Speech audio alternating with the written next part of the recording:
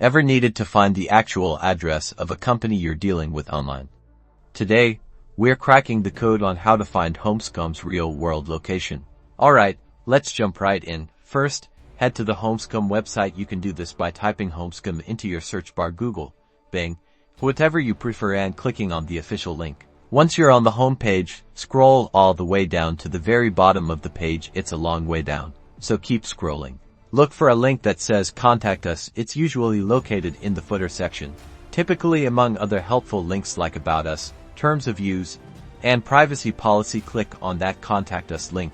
This will take you to the Contact Us page. Now, depending on how Homescom has designed their page, you might see different options for getting in touch. Look for information about their corporate headquarters. Sometimes, the address is listed directly on this page. Other times, it might be under a heading like Corporate Information or Headquarters. Scan the page carefully for a physical address. It should look like a standard street address with a city, state, and zip code.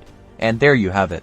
You've successfully located Homescom's real address. This is super helpful if you need to send them something by mail or just want to know where their main office is located. Knowing a company's physical address builds trust and provides an extra layer of transparency.